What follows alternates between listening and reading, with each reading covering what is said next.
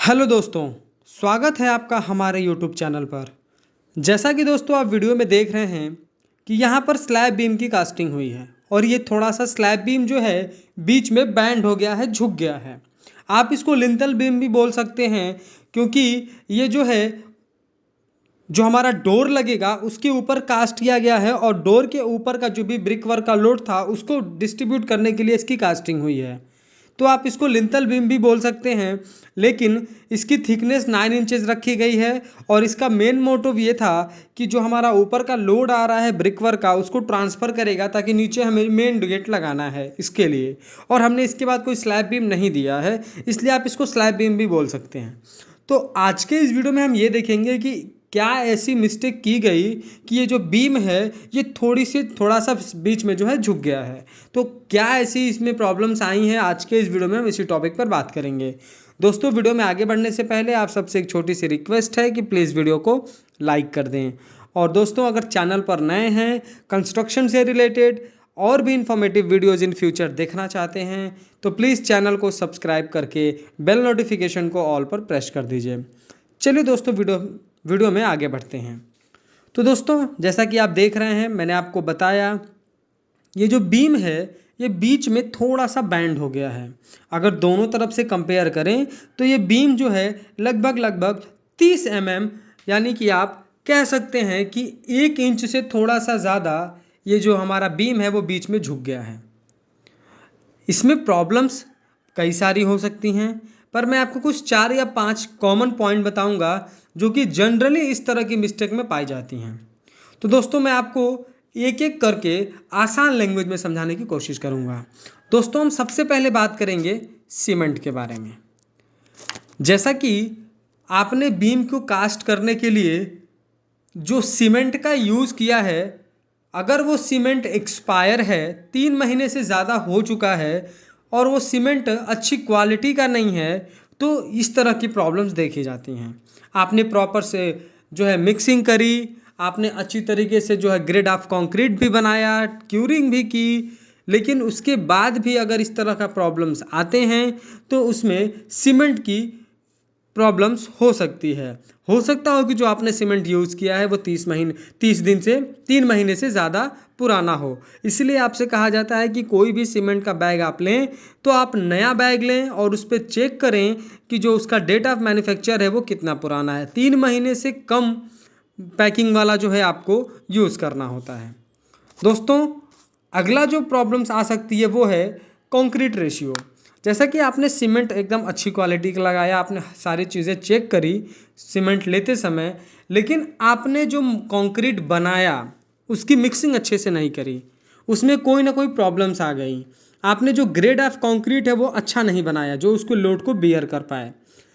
जैसा कि जब भी बीम की कास्टिंग की जाती है तो उसमें generally M20 grade of concrete use करते हैं। ग्रेड ऑफ कंक्रीट क्या होता है कि हम कितना सीमेंट, कितना सैंड, कितना बालू मिलाएं, कितना गिट्टी मिलाएं, कितना सैंड मिलाएं, कितना एग्रीगेट मिलाएं कि हमारा जो है एक परफेक्ट जो है हमारा बीम की कास्टिंग हो। उसके लिए दोस्तों हम M20 यूज़ करते हैं। M20 मतलब कि अगर आप एक बैग सीमेंट का यूज कर रहे हैं तो 1.5 डेढ़ बैग आपको जो है सैंड का यूज करना है और आपको 3 बैग जो है एग्रीगेट यूज़ करने हैं। इस तरह का अगर आप प्रॉपर कंक्रीट रेशियो बनाएं तो इस तरह की प्रॉब्लम्स नहीं आ सकती हैं। तो हो सकता है यहाँ पर कि इस कंक्रीट रेशियो की प्रॉब्लम्स रही हो। अगला दोस्तों जो प्रॉब्लम है वो हो सकता है शटरिंग रिमूविंग टाइम का। मतलब कि आपने बीम की कास्टिंग कर दी और आपने बीम की को कास्ट करने के बहुत जल्द यानी कि हफ्ते भर के अंदर ही आपने शटरिंग को खोल दिया और शटरिंग को खोल के आपने उसके ऊपर ब्रिक वर्क कर दिया। तो जब आप शटरिंग इतनी जल्दी खोल देंगे और उसके ऊपर आप लोड भी अप्लाई कर देंगे तो उसमें जो सीमेंट का जो सेटिंग टाइम है वो कंप्लीट नहीं होने की वजह से ये बीम झुक गया होगा। तो ये भी इसमें एक मेजर फैक्टर हो सकता है कि शटरिंग रिमूविंग टाइम जो है बहुत पहले रहा हो। शटरिंग कम से कम दोस्तों आपको 15 से 21 दिन के अंदर खोलना होता है। कोशिश करें कि आप कम से कम 15 दिन जो है आप लें। अगर आप गर्मी का आपका सीज़न चल रहा है जहाँ पर आप कंस्ट्रक्शन करवा रहे हैं तो कम से कम 15-16 दिन तक तो रखें, और अगर विंटर है तो 21 दिन तो कम से कम रखें, वरना इस तरह की प्रॉब्लम्स आ सकती हैं। अगला दोस्तों जो प्रॉब्लम हो सकता है वो हो सकता है कि शटरिंग करने के बाद इन्होंने बीम की कास्टिंग की और बीम की कास्टिंग करने के तुरंत 1-2 दिन के बाद इन्होंने उस पर ब्रिक वर्क करना स्टार्ट किया। जैसे कि आपको दिख रहा है कि यहाँ पर 2.5 से 3 फीट तक ब्रिक वर्क किया गया है स्लैब की हाइट तक पहुँचने के लिए। तो आप जो शटरिंग करते हैं, शटरिंग करने के बाद आपने एक उस पर बीम की कास्टिंग कर दी, अब आप उस पर जो है ब्रिक वर्क करते हैं, तो जो आपका शटरिंग है वो नीचे से हल्का सा बैंड होगा अगर अच्छे से आपने शटरिंग नहीं दी होगी तो लोड ऊपर आने की वजह से शटरिंग थोड़ा सा नीचे की तरफ शिफ्ट हुआ होगा, जिसकी वजह से ये प्रॉब्लम्स आ सकती हैं।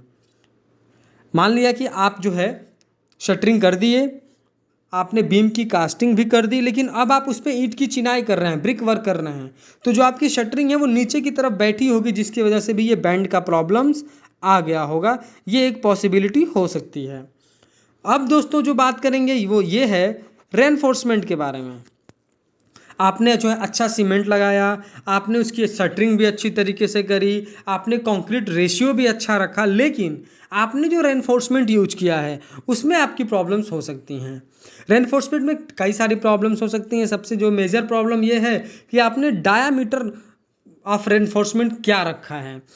आपने कोई 10 mm का सरिया, 8 mm का सरिया यूज़ कर दिया, जिसकी वजह से जो ऊपर का ब्रिक का लोड आया उसको ये आपका जो बीम है वो नहीं बियर कर पाया, जिसकी वजह से बीम जो है नीचे की तरफ बीच में हल्का सा शिफ्ट हुआ।